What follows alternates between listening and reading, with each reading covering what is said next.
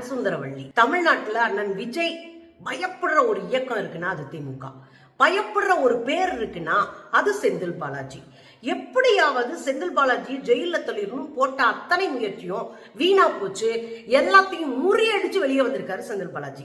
2-3 வழக்குல இருந்து வெளியே வந்துட்டாரு. இன்னொரு விஷயம், நேத்து ஒடு ஒடு ஒடு ஒடுன்னு ஓடுனாருன்னு கேள்வி பண்ணார்ல, வச்சு பொழக்கப்பட்டார் விஜய். போட்டு பொழந்திருக்காரு. அத்தனத்தையும் ஆதாரத்தோடு எக்ஸ்தலத்துல போட்டு அசிங்கப்படுத்தி இருக்காரு. தேவையா மிஸ்டர் விஜய்? என்ன நடந்தது தோழர்களே? இந்த விஜய் குரூப்புக்கு யார் எழுதி கொடுக்குறான்னு தெரியல. திசை திருப்பதுக்கு எதையாவது எழுதிட்டு மனப்பாடம் பண்ணிட்டு முக்கிட்டு பஞ்ச் டைலாக் பேசிட்டு அதுக்கப்புறம் பாட்டெல்லாம் பாடிட்டு டான்ஸ் எல்லாம் ஆடிட்டு போறதா அவருடைய வழக்கமான அரசியல். அதுதான் அவருடைய பேச்சா இருக்கும். அதுல குறிப்பா திமுகவுல யார பேசுறாங்களோ அல்லது யார் மேல எதிர்ப்பு இருக்கோ தெரியாது. ஆனா செந்தில் பாலாஜி மேல கடும் கோபமா இருந்தாரு. அண்ணா செந்தில் பாலாஜி ஊரான கரூருக்கு வர்றதுக்கு முன்னாடி செந்தில் பாலாஜியை ஜெயில அடைக்கணும் அப்படின்னு உத்தரவு போட்டிருந்தாரு விஜய். அதுக்காக கட்டமைக்கப்பட்ட ஜோடிக்கப்பட்ட ஒரு வழக்கு இருக்குன்னா அதுதான் சபாநாயகரை அவருக்கு எதிரான தீர்மானம் கொண்டு வர போறாங்க, நம்பிக்கையில்லா தீர்மானம். அதுக்கு ஓட்டு போறதுக்காக நிறைய எம்எல்ஏ கூட பேசினாங்க. 35 கோடி ஒரு எம்எல்ஏ கொடுக்கறதா சொல்லியிருக்கிறாங்க அப்படின்னு கட்டுக்கதையா அவுத்தாங்க. ஒரு எம்எல்ஏக்கு 35 கோடி கொடுக்குற அளவுக்கு எம்எல்ஏக்கள் ஒருத்து கிடையாது. அது நமக்கே தெரியும். எல்லாரும் பிளாக்ல டிக்கெட் வித்துட்டு இருந்த குரூப், கட்ட அவுட்டை வச்சுட்டு பாலாபிஷேகம் பண்ணிட்டு இருந்த குரூப், சொந்த கட்சிக்குள்ளேயே கொள்ளையடிச்சிட்டு இருந்த குரூப், இதுங்களை தூக்கிட்டு வந்து ஒன்றும் பண்ண முடியாது, நமக்கே தெரியும். அதுங்களை போல தத்துப்பத்துன்னு தெரியுதுங்க. இதுல இவங்க கட்டமைக்கிறாங்களாம், பயங்கரமா கட்டமைச்சு செந்தில் பாலாஜி அவருடைய சகோதரரும் திட்டம் போட்டு எங்க ஆட்சியை கவுக்க பாக்குறாங்கன்னு கேஸ் போட்டாங்க. அந்த கேஸ் 4 நாளைக்கு முன்னாடி வந்துச்சு. அண்ணன் என்ன உத்தரவு போட்டிருந்தாரு? நான் கரூர்ல கால் வைக்கிறப்ப செந்தில் பாலாஜி ஜெயில இருக்கணும் அப்படின்னு உத்தரவு போட்டாரு. ஆனா என்ன ஆகி போச்சு, மொத்தமா மூஞ்சியில கரிய பூசிருச்சு நீதிமன்றம். இவங்க கேட்ட அத்தனை கேள்வி திரும்ப போட்டு அடிச்சு பொழந்து என்ன ஆதாரம் இருக்கு? வாய்ஸ் ரெக்கார்டு இருக்கா? புகைப்படங்கள் இருக்கா? என்ன ஆதாரத்துல நீங்க பேசுறீங்க? பணம் டிரான்சாக்சன் நடந்ததுக்கான எவிடன்ஸ் இருக்கா அப்படின்னு கேட்டா பக்குன்னு நிக்குது இந்த கும்பல். அப்ப மொத்தமா போங்கடாடே வீட்டுக்கு போங்கடான்னு பத்தி விட்டு உயர் நீதிமன்றம் இவங்களுக்கு ஜாமீனை கொடுத்து விட்டுருச்சு. இதுவே முதல் அடி விஜய் அண்ணாவுக்கு. எடுத்த உடனே மரண அடி இது. அப்போ என்னடா இது, நம்ம ஊருக்கு போறதுக்கு முன்னாடி இந்த ஆளை ஜெயில வச்சு 4 நாளைக்கு வச்சு செய்யணும்னு நினைச்சோம், ஒண்ணும் முடியாம போச்சே அப்படின்னு அண்ணன் மிரண்டாரு, பயந்தாரு. அதுக்கப்புறம் என்ன, செந்தில் பாலாஜி மேலதானே இந்த மொத்த பழியும் போட்டாரு. செந்தில் பாலாஜி திட்டம் போட்டு கரூர்ல இந்த பெரிய மரணத்திற்கான சதியை செஞ்சாருன்னு சதிக்கோட்பட்ட கட்டிட்டே இருக்காங்க. இன்னைக்கு வரையும் அதை பேசிட்டே இருக்கிறாங்க. ஒரு முதலமைச்சர் ஆயிட்டேன்றத மறந்துட்டு விஜய் கையில தான் காவல்துறை இருக்கு. காவல்துறையை விஜய் தான் இயக்க முடியும். அதெல்லாம் மறந்துட்டு அவர் மேடையில நின்றுகிட்டு காவல்துறையை வச்சு எங்களை முடிச்சு விட்டாங்க, எங்கள் காவல்துறை எந்த வழிகாட்டுதலும் செய்யல, எங்களை காவல்துறை கை விட்டுருச்சு, எங்கள் காவல்துறை தான் அந்த கொடுமை செஞ்சு, காவல்துறை தான் அந்த மக்களை கொண்டுச்சுன்னு புலம்பி தீக்குறாரு. அழுதாரு, முக்கால அழுகிறாரு நேத்து. உண்மை என்னன்னா, காவல்துறை இல்லாட்டினா அங்க இன்னும் மரணங்கள் அதிகரிச்சிருக்கும். காவல்துறை தான் அவங்களெல்லாம் காப்பாத்தி ஓடி போய் ஆஸ்பத்திரியில சேர்த்தவங்க. காவல்துறையும் இந்த ஆம்புலன்ஸ்ல இருந்த சின்ன பசங்களும் இல்லைன்னா இன்னும் பல உயிர் கேள்விக்குறியாயிருக்கும். தூக்கிட்டு ஓடுனாங்க, பம்பரமா சுத்தினாங்க காவல்துறை. இவர் பேசிக்கிட்டே இருக்கும் போதே காவல்துறை தான் இவங்களை எல்லாம் மீட்டு வெளியே கொண்டு போய் இந்த கூட்டத்தை தாண்டி அவங்கள உயிர் காப்பாத்துறதுக்கான முயற்சிகள் காவல்துறை மேற்கொண்டது. இதெல்லாம் ஊருக்கே தெரியும், நம்ம ஏன் அதை பேசிக்கிட்டு? அப்ப காவல்துறையை வைத்து செந்தில் பாலாஜி மீது பழி போட்டுட்டு மொத்தமா நம்ம கடந்துடலாம் அப்படின்னு தான் நேற்று அவருடைய பேச்சு இருந்தது. முதல்ல தோத்து போயிட்டோம். செந்தில் பாலாஜி ஊருக்குள்ள நான் வரும்போது செந்தில் பாலாஜி இருக்கக்கூடாதுன்னு பிளான் போட்டாரு. பிளான் பிளாப் ஆகி போச்சு, தோத்து போனாரு, மூஞ்சியில கறி பூசியாச்சு. அதுல காண்டாயிட்டு தான் இந்த பாட்டு பாடுறாரு. அதாவது செந்தில் பாலாஜி ஊருக்கு போயிட்டாராம், ஆனா செந்தில் பாலாஜி ஊர்ல இல்லையா, தலைமறைவா இருக்காராம். ஒடு ஒடு ஒடு ஒடு ஒடு வர்றாம்பாரு வேட்டக்கார பாட்டு அண்ணன். நமக்கு என்னன்னா, அவ்வளவு சீனெல்லாம் விஜய்க்கு இல்லவே இல்லை தமிழ்நாட்டுல. ஏன்னா விஜய்க்கு அரசியல்ல ஆனாவனா தெரியாது. தத்துவார்த்த நிலைப்பாடுனா எத்தனை கிலோன்னு கேட்பாரு, சமூக நீதினா என்ன ஸ்பெல்லிங்னு கேட்பாரு. இவரெல்லாம் அரசியல் பேசிட்டு உட்கார்ந்துருக்காரு தமிழ்நாட்டுக்குள்ள. சரி இருக்கட்டும், எல்லாருக்கும் ஜனநாயக உரிமை உண்டு. இதுல செந்தில் பாலாஜி ஆல்ரெடி வெளியே வந்துட்டாரா? நேத்து ஒடு ஒடு ஒடுன்னு பாட்டு போட்டாரா?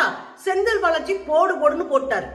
அவர் என்ன பண்ணிட்டாரு, எக்ஸ்ட்ராத்துல எழுதிட்டாரு, எப்பா யாருப்பா அது ஓடு ஓடு பாட்டு பாடினது, இங்க வா, நீ என்ன பண்ண நான் என்ன பண்ண சொல்லவா அப்படின்னு ஆரம்பிச்சு கரூர்ல இப்படியான ஒரு சம்பவம் நடந்து போச்சுன்னு கேட்ட உடனே ஆஸ்பத்திரிக்கு போய் மக்களை காப்பாத்தி யாரு கூட நின்னது மறந்துடுச்சா விஜய்? நான் தான் நின்னேன். மக்களுக்கு பிரச்சனை உடனே ஓடி வந்து மக்களை காப்பாத்தி அவங்களுக்கான சிகிச்சை கொடுக்கறதுக்கான வேலைகளை நான் பார்த்தேன். இன்னும் சொல்ல போனா இந்த தகவலை கேட்ட உடனே சென்னையில இருந்து நடுராத்திரி 2 மணி 3 மணிக்கு அதிகாலையில அங்க இருந்து 74 வயசுல ஓடி வந்து மக்களை காப்பாத்தி அவங்களுக்கு என்னென்னலாம் செய்யணுமோ அத்தனையும் செஞ்சு அவங்களுக்கு ஆறுதல் கொடுத்து 10 லட்சம் ரூபாயை அறிவிச்சு நோயுற்றவர்களுக்கான மருத்துவத்தை வந்து அவர் கூடுதலாக்கி நல்ல ஸ்பெஷலான அவங்க மருத்துவம் கொடுக்க சொல்லி அவ்வளவு வேலையும் பார்த்தது யாரு? திமுக. திமுக தானே பார்த்துச்சு. அங்க இருந்து ஸ்டாலினும் உதயநிதி ஸ்டாலினும் ஓடி வந்தாங்கல்ல, கேள்விப்பட்ட உடனே பிளைட்டை பிடிச்சி இங்க வந்து நின்னாங்கல்ல. இவர் எங்க போனாரு? தனி ஜெட்டுல இங்க எல்லாரையும் கொண்டுபிட்டு துடு துடு துடு துடு துடுன்னு ஓடினாருங்க. எல்லாம் உங்களுக்கு தெரியும், புதுசா ஒண்ணும் இல்ல.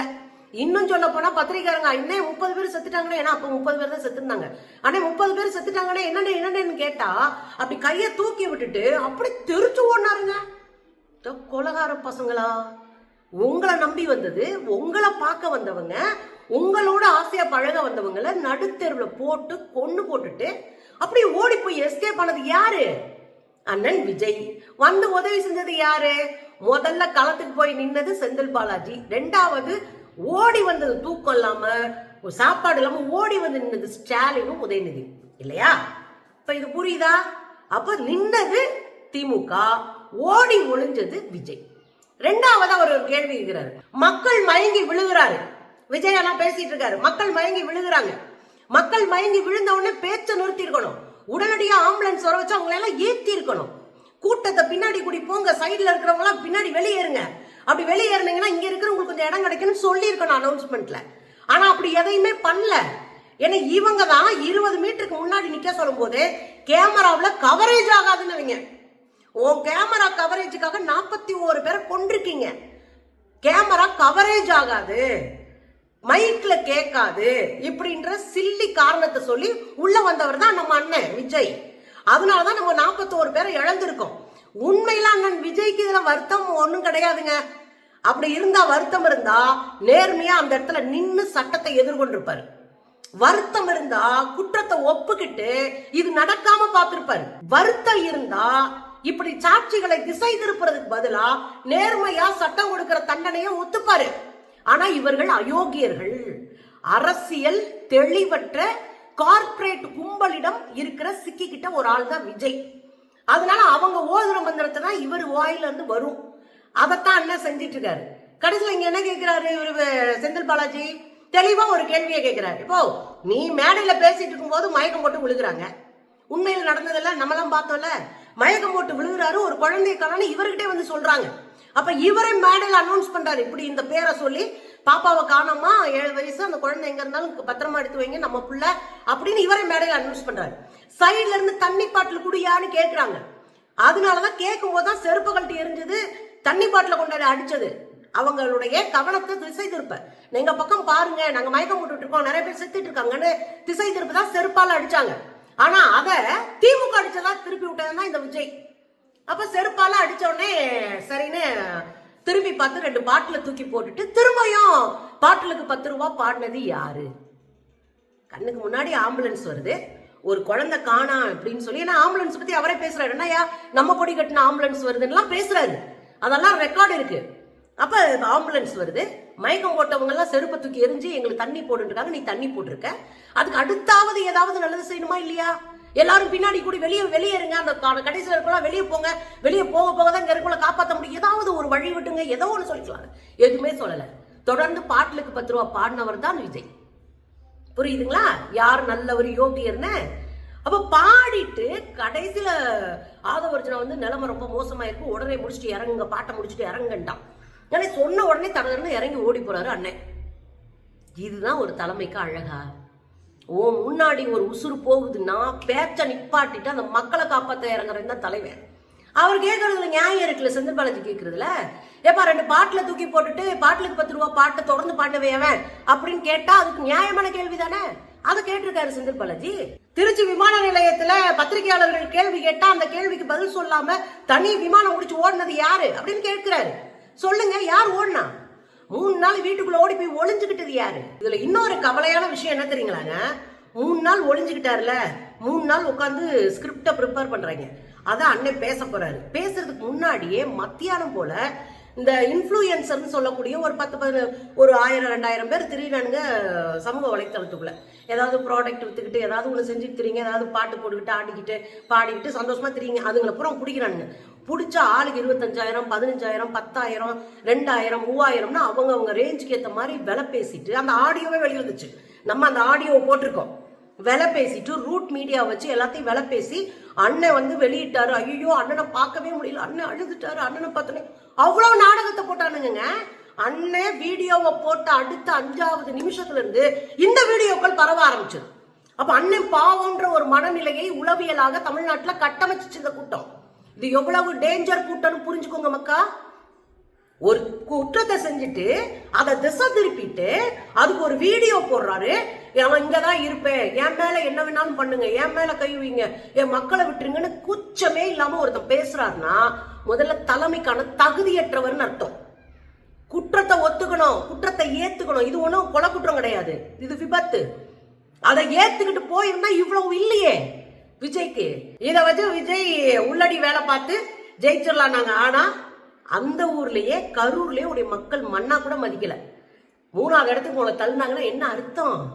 நீ ஒரு ஆளே இல்லைன்னு அர்த்தம். இல்ல திரும்ப திரும்ப சொல்றாரு கரூர்ல என்ன எப்படி பண்றாரு. எனக்கு ஒரு கேள்வி ரொம்ப நாளா இருக்கு, நான் பல முறை கேட்டிருக்கேன். ஏங்க, இவர் மேல ஒரு பழியை விழ வைக்கணும், விஜய் மேல ஒரு பழியை போடணும், விஜய்க்கு ஒரு சதி திட்டத்தை தீட்டணும்னா அது எங்க சொந்த ஊர்ல தான் பல வருஷமா நின்று எம்எல்ஏவான கரூர்ல செய்யணும். மதுரையில செய்ய முடியாதா? தமிழ்நாட்டுல தானே இருக்கு மதுரை. திருச்சியில செய்ய முடியாதா? எங்கிட்ட நாமக்கல் போனீங்கல்ல, நாமக்கல்ல செய்ய முடியாதா? அப்ப கரூர்ல தான் செய்யணுமா? எந்த முட்டாளாவது சொந்த ஊர்ல ஒருத்தனை பழி வாங்குவாரா? குறைஞ்சபட்ச அறிவு இருக்கிறவ யோசிப்பாங்க. சொந்த ஊர்ல வச்சுக்கிட்டு ஒருத்தர் சதி திட்டத்தை அரங்கேற்றுவாரா? அந்த பழி யார் மேல விழுவும் தெரியாதா? செய்யாத குற்றத்துக்கே பழி ஏத்துக்கிட்டு இருக்காரு பாவம் செந்தில் பாலாஜி. நீங்க என்ன பண்ணிட்டு இருக்கீங்க? பழியை தூக்கி போட்டுட்டு தப்பிச்சுக்கிட்டு இன்னமும் பொய்யையும் புரட்டையும் கட்டமைச்சிட்டு இருக்கீங்க. ரொம்ப நாளைக்கு நிக்காது. நான் ரொம்ப அழுதேன், நான் ரொம்ப சிரிச்சேன், நான் ரொம்ப மனசுக்கு உடஞ்சு போயிருந்தேன், நான் வெளியவே வரலன்னு உருட்டினவர் தான் மலேசியாவில் போய் ஜனநாயகனுடைய இசை வெளியீட்டு விழாவில் தளபதி கச்சேரின்னு பேண்ட காட்ட தூக்கி விட்டுட்டு ஆடினார். ஞாபகம் இருக்குங்களா? இவங்க தான் வந்து இந்த மக்கள் மேல அன்பு இருக்கிறவங்க, இந்த மக்களுடைய துயரத்துல தானும் பங்கெடுத்துக்கிட்டவங்க. தளபதி கச்சேரின்னு நாங்க வேட்டு போட்டு ஆடிட்டு இருந்தாங்க. உண்மையை மக்கள் தான் புரியணும். இந்த கும்பல் மக்களை உளவியலா ஏமாத்துறதுக்கு ட்ரை பண்ணுது. அந்த ஏமாத்துறதுக்கு நம்மளும் ஈல்டாயிடக்கூடாதுன்றதுல தெளிவா இருக்கணும். இந்த கும்பலை எங்க வைக்கணும் அப்படின்றதுல தெளிவா இருக்கணும். நேத்து கூடங்க இன்னொரு தீர்ப்பு செந்தில் பாலாஜிக்கு ஆதரவா கிடைச்சிருக்கு. அவருடைய வெற்றி செல்லாது, அவர் எல்லா தகவல்களையும் அபிடவிட்ல கொடுக்கல, அதாவது வேட்புமனுல கொடுக்கல அப்படின்னு சொல்லி அவர் மேல ஈரோட்டு வாக்காளர் ஒருத்தர், ஈரோட்டில் இருக்கிற வாக்காளர் போட்டு உயர் நீதிமன்றத்தில் அந்த வழக்கு தொடுத்திருக்காரு. அந்த வழக்கை நொட்டாங்கையில தூக்கி எறிஞ்சிட்டாரு ஆனந்த் வெங்கடேஷ் என்கிற நீதிபதி. சரி, இது என்னடா வழக்கு தொடுத்து வச்சிருக்கீங்க மண்ணு மாதிரி அப்படின்னு நேத்து மத்தியானம் தூக்கி எரிஞ்சிட்டாருன்னு வச்சுக்கோங்களேன். அந்த வழக்கும் இல்லை. இப்போ நீங்க போட்ட பொய் வழக்கும் ஜாமீன் கிடைச்சு போச்சு, இந்த வழக்கு தள்ளுபடி ஆகி போச்சு. இன்னும் எத்தனை பழி போட்டாலும் மக்களுக்கு உண்மை தெரியும் நீங்க யாருன்னு. மக்கள் தெளிவா இருந்துக்கங்க. ஒரு ஆளை டார்கெட் பண்ணி இவன் ஒரு அரசியல் பண்றானா, இவன் யாரு, இவன் பின்னாடி இருக்கிற அரசியல் என்ன, இந்த கார்பரேட் வேலை என்ன, மக்களை எப்படி மேனுபுலேட் பண்றாரு, நேத்து எதுக்காக வேலை கொடுத்தாரு, வேலை கொடுத்ததுக்கு பின்னாடி இருக்கிற அரசியல் என்ன, வேலை கொடுத்து அவங்க வாய் அடைச்சு நாளைக்கு இந்த கேஸவே இல்லாம செய்யணும்ன்றதா அவங்களுடைய நோக்கம். ஏன் இவ்வளவு மெனக்கிடுறாங்க? இந்த கேஸ்ல முக்கிய குற்றவாளியும் விஜய் தான். பெருந்தன்மை பார்த்து ஸ்டாலின் அவர் பேரை சேர்க்கல. அந்த பெருந்தன்மை தான் ஸ்டாலினுக்கு பெரிய பின்னடைவை உண்டாக்குச்சு. அந்த பெருந்தன்மையெல்லாம் இவங்களுக்கெல்லாம் புரியவே புரியாது, ஸ்பெல்லிங்கே தெரியாது. இன்னைக்கு அதை வச்சே அவன் ஆடிட்டு இருக்காங்க. அன்னைக்கு போட்டிருக்கணும் விஜய முதன்மை குற்றவாளியா போட்டுட்டு வந்து பாருடான்னு இருக்கணும். நம்ம அசால்ட்டா டீல் பண்ணது தான் இந்த ஆப்பு நமக்கு. இதுல என்ன அப்படின்னா மக்கள் தெளிவா இருந்துக்கங்க. எந்த பழியையும் யார் மேலேயும் போட்டு தப்பிச்சுக்கலாம் அப்படின்ற ஒரு படுபாடக கும்பல் தான் இந்த தாவேகா கும்பல்.